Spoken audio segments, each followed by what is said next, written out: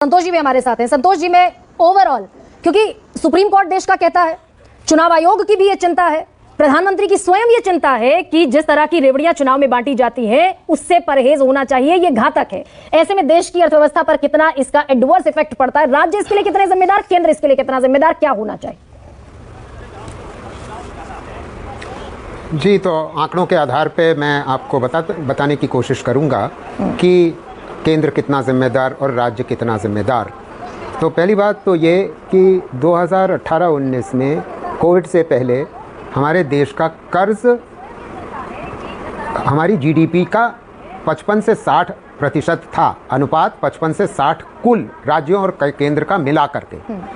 मगर पिछले 4 साल में वो 55-60 से बढ़कर के 85-90% पहुंच गया। अब मैं राज्य और केंद्र का अनुपात बता देता हूं। जी। जब 60 था तो उसमें से 30 से कम राज्यों का था और 30 से अधिक केंद्र का था। अब स्थिति यह है कि 30 से 35 राज्यों का है और 50% जीडीपी का कर्ज केंद्र सरकार का है। तो ये समझना आवश्यक है कि ये जो 55 लाख करोड़ से 155 लाख करोड़ हुआ है 14 और 23 के बीच में, उसके 4 कारण मैं आपको बता देता हूं कि ये केंद्र सरकार ने इतना कैसे बढ़ा लिया अपना कर्ज। पहली बात, 2004 और 14 के बीच में अगर कर्ज का अनुपात 55 और 60 के बीच में लगातार निरंतर बना हुआ था तो उसका एक बहुत बड़ा कारण था ग्रोथ रेट। हमारे देश की विकास दर 8% थी, जो 15 के बाद गिर करके 5.7% रह गई है पिछले 9 सालों में। तो जब ग्रोथ कम होती है तो सरकार की आमदनी भी कम होती है। दूसरी बात, सरकार ने 2019 में इलेक्शन से पहले ये निर्णय लिया कि मिडिल क्लास का वोट चाहिए हमें आज, तो पर्सनल इनकम टैक्सेस घटाए गए फरवरी के बजट में और मिडिल क्लास का वोट सरकार को मिला।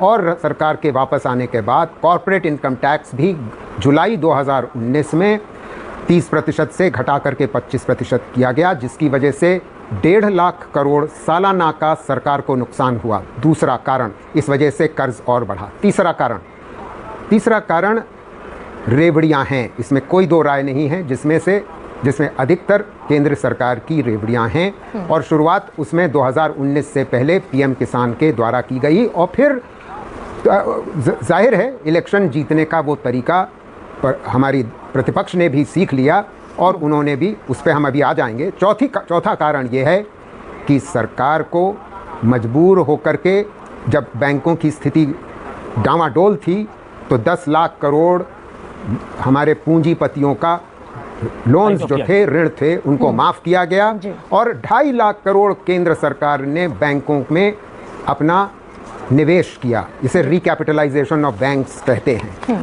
तो इन कारणों से कर्ज केंद्र सरकार का ज़बरदस्त तौर से बढ़ा है और इस समय क्योंकि अधिकतर जिम्मेदारी इस कर्ज बढ़ने की केंद्र सरकार की है, आपको ताज्जुब नहीं होना चाहिए कि जब इलेक्शन आएगा तो दोनों ही, चाहे पक्ष हो चाहे प्रतिपक्ष हो, दोनों ही रेवड़ियां बांटेंगे और इसमें फ़ायदा किसी का बहुत ज़्यादा नहीं होने वाला है। हालांकि आखिरी बात, ये याद रहे कि जब आम आदमी पार्टी महिलाओं को निःशुल्क बस पे चलने के लिए इजाज़त देती है तो उससे फ़ायदा महिलाओं का इसलिए होता है कि हमारे देश में, गर्मा जी आप महिला हैं, आप ये बात में संवेदनशील होंगी कि हमारे देश में फीमेल लेबर फोर्स पार्टिसिपेशन, रोज़गार में भागीदारी महिलाओं की बहुत कम है। और आम आदमी ने तब किया ये जब वो हेल्थ और एजुकेशन पे खर्च कर रहे थे, उसके बाद ये किया है। तो दिक्कत ये है कि केंद्र सरकार स्वास्थ्य और शिक्षा पे उस प्रकार नहीं खर्च कर पा रही है। आंकड़ों के साथ साबित कर सकता हूं, मगर समय के अभाव में मैं नहीं करूंगा। और रेवड़ियों पे निर्भर हो रही है वोट जीतने के लिए और प्रतिपक्ष भी इन सब चीज़ों से सीख रहा है। आखिरी बात, ईपीएफओ को लेकर के बेरोज़गारी की बात, ये सरकार जितना कम करे उतना बेहतर है, क्योंकि ईपीएफओ के आंकड़ों के संग मैं आए दिन काम करता हूं, लेबर इकोनॉमिस्ट हूं। मेरे लेखों को आप किसी भी हिंदी या अंग्रेजी के अखबार में पढ़ सकते हैं। असंगठित क्षेत्र के ईपीएफओ के आंकड़े बिल्कुल भी मायने नहीं रखते, इसलिए क्योंकि वो आपको सिर्फ न्यू रजिस्ट्रेशन बता रहे हैं, वो ये नहीं बता रहे कि कितने लोग रजिस्ट्रेशन छोड़ के चले गए, कितनी की नौकरी चली गई। और साल के शुरू में तो आंकड़े नया रजिस्ट्रेशन हो गया, मगर आखिर में कितने लोग हैं उसके बारे में आपको आंकड़ा कभी ऊपर जाता है, कभी नीचे जाता है। तो कोई भी रिलायबल डेटा ईपीएफओ के आधार पे आप ये नहीं कह सकते थे असंगठित कि संगठित क्षेत्र में रोजगार बढ़ रहा है। मगर असंगठित क्षेत्र के लिए तो हम पूर्ण रूप से ये बात कह सकते हैं पीएलएफएस के आधार पे, सरकारी आंकड़ों के आधार पे, कि बेरोजगारी की दर, जैसे जो आप गर्मा जी कई बार कह चुकी, आसमान छू रही है। जी, बेरोजगारी की दर आसमान छू रही है। प्रेम जी, बेरोजगारी की दर आसमान छू रही है और मैं वापस अगर लौटना चाहती हूँ इस बात पर कि ये सेगमेंटेशन कौन करेगा, ये वर्गीकरण कौन करेगा, बताएगा कौन कि क्या जो आप बांट रहे हैं वो मेवा है, जो विपक्ष बांट रहा है वो मेवा है, किसका सेवा है और किसका मेवा है?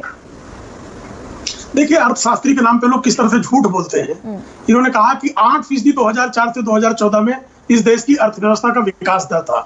फ्रेजाइल 5 जब कहा गया भारत की अर्थव्यवस्था को, तो 4.6% जो है ग्रोथ रेट हुआ करता था। ठीक है, आपको कांग्रेस के प्रति जो है आपके मन में आदर का भाव हो, आम आदमी पार्टी के प्रति आदर का भाव हो, तो आप कुछ भी कह सकते हैं। इन्होंने कहा कि देश में जो है कर्जे माफ कर दिए गए 10 लाख करोड़ रुपए बैंकों में व्यापारियों के। इससे बड़ा झूठ क्या हो सकता है? राइट ऑफ को और माफी को प्रेम जी, मेरे पास